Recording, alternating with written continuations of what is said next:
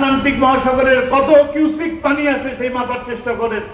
বর্তমানের বিজ্ঞান যুগ, হয়তোবা পানির পরিমাণ জানতে পারবেন, হয়তোবা জানতে পারবেন তার গভীরতা কতটুকু, কিন্তু নবী করিম সাল্লাল্লাহু আলাইহি ওয়াসাল্লামের জীবনী আলোচনা করে শেষ করা যাবে না।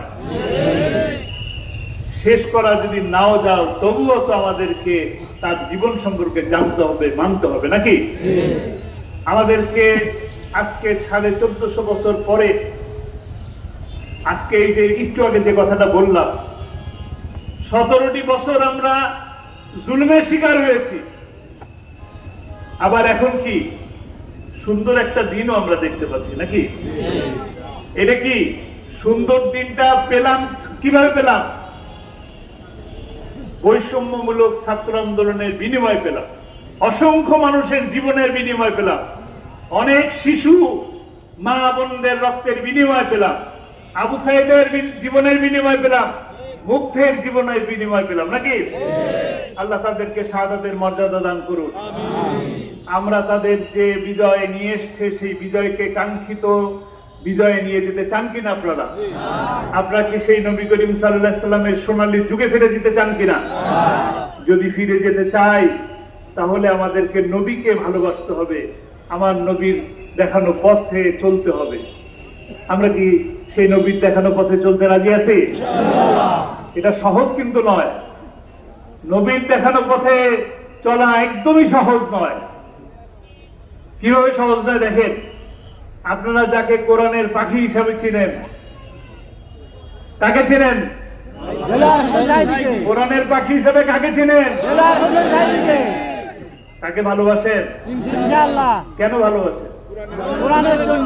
কোরআনের জন্য, সুন্নাহর জন্য। তিনি কি করছেন? তিনি কোরআনের দাওয়াত এবং রাসূল সাল্লাল্লাহু আলাইহি ওয়াসাল্লামের জীবনীকে আপনাদের সামনে তুলে ধরছেন। আর কোন অপরাধ আছে? আর কোন অপরাধ আছে? অথচ এই অপরাধের কারণে তিনি কিন্তু 13টি বছর জেলের মধ্যে থাকছেন। সহজ নয়। একবারে গুলির মুখে দাঁড়ানো যতটা সহজ, 13টা বছর ধুকে ধুকে মরা এত সহজ নয়। অনেক কঠিন, অনেক কঠিন। সেই কঠিন পথ তিনি বেছে নিয়েছিলেন কোরআনের জন্য, আল্লাহকে, আল্লাহর সন্তুষ্টির জন্য, আল্লাহকে রাজি খুশি করার জন্য। আমাদের রাহবাররা এইভাবেই জীবন দিয়ে গেছেন, আল্লাহকে ভালোবেসে, দ্বীনকে ভালোবেসে, কোরআনকে ভালোবেসে, বছরকে বছর জেলের মধ্যে পুষছেন।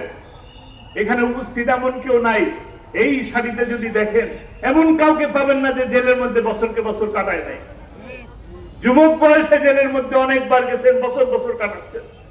এখানে হাত তুলতে বললে এমন কোন হাত পাওয়া যাবে না যে হাতে মামলা হয় নাই, জেলে যায় নাই, আমি হাত তুলতে বলবো না। ঠিক কিনা? ঠিক। কেন জেলে গেলেন? শুধুমাত্র কোরআনের জন্যই জেলে গেছেন। একটা সেমিফাইনাল ওরা বলতো না, খেলা হবে, খেলা হবে। খেলা কি হয়েছে নাকি? খেলা হওয়ার আগে, খেলা শুরু হওয়ার আগে আমাদের কি হয়েছে? বিজয় হয়েছে। কি বিজয়? সেমিফাইনাল বিজয় হয়েছে, সেমিফাইনাল বিজয়। ফাইনাল খেলা হবে। ফাইনাল খেলার বিজয় কে আনবে? কোরআন আনবে, কোরআন। আমাদের উপরে যে নির্যাতন করা হয়েছে, যে জুলুম করা হয়েছে, যে মামলা দেওয়া হয়েছে, যে হামলা করা হয়েছে, এই সমস্ত হামলার, প্রতিটা হামলার বিচার হবে ইনশাআল্লাহ। বিচার চান? কিভাবে বিচার করবেন? আমরা হামলা মামলা করে বিচার করব না ইনশাআল্লাহ। আমরা রাসূল করিম সাল্লাল্লাহু আলাইহি ওয়াসাল্লামের আদর্শ প্রতিষ্ঠার মাধ্যমে আমরা এর বিচার করব ইনশাআল্লাহ। রাজি আছেন? ইনশাআল্লাহ। রাজি আছেন? ইনশাআল্লাহ। ইনশাআল্লাহ। অবশ্যই আমাদেরকে ধৈর্য ধরে থাকতে হবে। পরিবেশ ঘোলাটে করার জন্য এক ধরনের ষড়যন্ত্রকারীরা সারাক্ষণ ষড়যন্ত্র করে যাচ্ছে। পান্না ফেসবুকে দূরে যাই নাই, কাছে আছি, পাইছে? দূরে যাই নাই, কাছে আছি, যে কোনো সময় চলে আসতে পারি। আল্লামা সাইদি কি বলছেন? একটা ধাক্কা মারবো, মামুর বাড়ি গেছেন আর আইসেন না। মামুর বাড়ি গেলে কি আর আসা উচিত?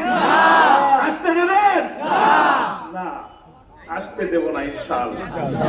ঐক্যবদ্ধ যদি থাকতে পারি আমরা যারা ইসলামের কথা বলি, যারা ধর্মকে ভালোবাসি, যে যার ধর্মই করেন না কেন, আমরা যারা ধর্মকে ভালোবাসি তারা তাদেরকে কি ইন্দুরের গর্তে পলাইছেন তো মাথা উঠেন না, মাথা উঠেন না, পলানোর জায়গা পাবেন না, আর পাবেন না। যতটুক পাইছেন শুকরিয়া আদায় করেন, যতটুক পাইছেন শুকরিয়া আদায় করেন। আমাদের ভালো দিন আসছে বলে আমরা বিজয় উল্লাস করব তা না, আল্লাহর শুকরিয়া আদায় করবো। আলহামদুলিল্লাহ, ক্ষমা চাও আল্লাহর কাছে আমাদের ভুল ভ্রান্তির জন্য। আগামীতে যেন সঠিকভাবে চলতে পারি সেই তৌফিক যেন আল্লাহ দান করে, সেই চেষ্টা করব। আমিন। প্রতিশোধ নেব দিন প্রতিষ্ঠার মাধ্যমে, অন্যায়ের মাধ্যমে না। আমরা প্রতিশোধ নেব আপনার মতন হামলা করে না, আমরা প্রতিশোধ নেব দখল করে না, কোন কিছু দখলের মধ্যে আমরা যাব না ইনশাআল্লাহ। আমরা জনগণের ভালোবাসা, তৌহিদি জনতার ভালোবাসা, দেশের প্রতি যাদের ভালোবাসা আছে তাদেরকে নিয়ে ইনশাআল্লাহ সংসদ করব, করবো কিনা? আপনারা এখানে কাকে কাকে বেছে নেবেন? এখানে কাকে বেছে নেবেন? কাকে? ইনশাআল্লাহ যে কোরআনের পাখি, যে আল্লামা সাঈদীকে পিরোজপুরের মাটির মানুষেরা ভোট দিয়ে সংসদে পাঠিয়েছিলেন, সেই মানুষগুলো যখন আল্লামা সাঈদী যখন সংসদে ঢুকলেন, প্রথম 96 সালে প্রথম যখন সংসদে ঢুকলেন, তখন কি দেখলেন? দেখলেন সকল সংসদ সদস্যরা সংসদে প্রবেশের মুখে মাথা ঝুঁকায় চলে, নাকি? পরের দিন তিনি কি করলেন? মাথা ঝুঁকানো শিরক করা যাবে না, এই বিল উত্থাপন করার পরে এখন তাহলে কি আছে? আর মাথা ঝুঁকানোর আইন নাই। এই সবটুকুন কি শুধু আল্লামা সাঈদী পাইছেন নাকি? ওই পিরোজপুরের সকল ভোটাররা পাইছেন না? আপনারা যারা ভালোবাসেন তারা কি পাচ্ছেন না? কিয়ামত পর্যন্ত পাবেন যদি আইন পাস থাকে। কিয়ামত পর্যন্ত এই সব আপনারা পেতে থাকবেন ইনশাআল্লাহ। তার সঙ্গী সাথী যারা আছেন তারাও কি একই রকম কাজ করবে কিনা? আপনাদের সুখে দুঃখে, আপনাদের মামলা হামলার মধ্যে, আপনার বাড়িতে বাজার নাই, বাজারটা পৌঁছে দেওয়ার জন্য আমাদের এই রেজাউল করিম ভাই কি পৌঁছে যান নাই? মামলায় আপনাদের জামিন নেওয়ার জন্য যান নাই? মামলায় আপনাদের অদূত ভাই কি সামনে এগিয়ে যান নাই? তাহলে কার পাশে থাকবেন? ইনশাআল্লাহ। আমরা সকল হিন্দু ভাইদেরকে ভালোবাসি, সংখ্যালঘু বলে কোনো কথা নাই। আমরা সবাই জোরে বলেন, আমরা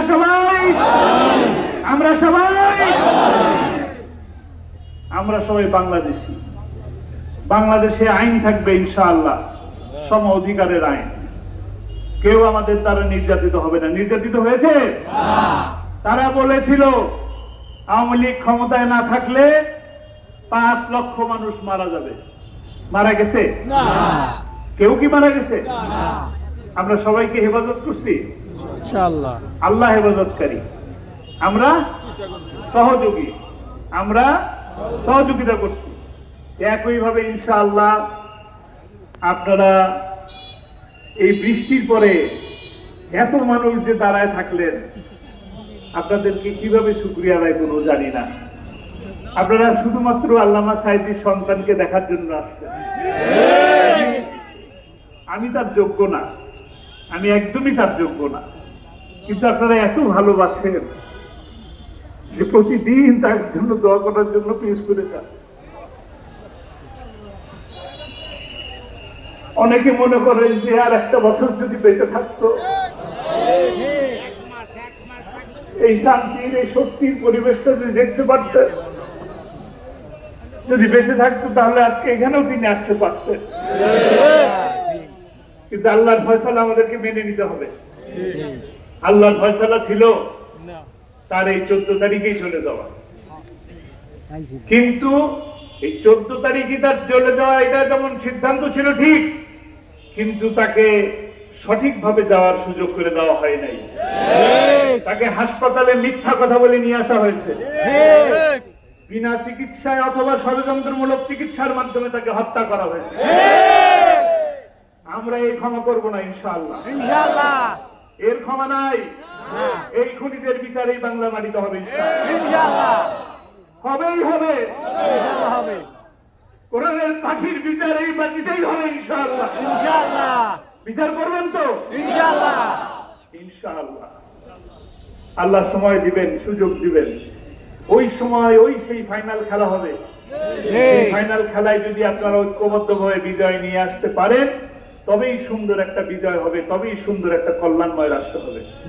যে কল্যাণময় রাষ্ট্র রাসূল আকরাম সাল্লাল্লাহু আলাইহি সাল্লাম সৃষ্টি করে গেছিলেন, সেই কল্যাণময় রাষ্ট্রই আমরা প্রতিষ্ঠা করতে চাই। সকলের জন্য কল্যাণময় রাষ্ট্র, মুসলমানের জন্য নয়। মুসলমান, হিন্দু, বৌদ্ধ, খ্রিস্টান, যত ধরনের জাতি আছে সকলের জন্য একটা কল্যাণময় রাষ্ট্র ইনশাআল্লাহ প্রতিষ্ঠা হবে। সেই কল্যাণময় রাষ্ট্র প্রতিষ্ঠার জন্য আমাদের ঐক্যবদ্ধ থাকতে হবে। সকল আলেম, ওলামা, ইমাম, মুহাদ্দিস, মুহাক্কিক যারাই আছেন, শেখুল হাদিস, পীর, মাশায়েখ, আলেম, ওলামা যারা আছেন, সকলকে একটা প্ল্যাটফর্মে আসতে হবে। আমরা ইনশাআল্লাহ আসার জন্য চেষ্টা করব। আমরা উদার হব, মনকে বড় করব, দুই হাত প্রসারিত করব। আসুন আমরা একসাথে মিলেমিশে কাজ করি। সোনার বাংলা গড়ার জন্য যারা জীবন দিচ্ছেন, স্বপ্নের সেই সোনার বাংলা প্রতিষ্ঠার জন্য আমরা ঐক্যবদ্ধ হব। আল্লাহ তাআলা আমাদেরকে সেই তৌফিক দান করুন। আমা তৌফিক ইল্লা বিল্লাহ। আসসালামু আলাইকুম ওয়া রাহমাতুল্লাহি ওয়া বারাকাতুহু।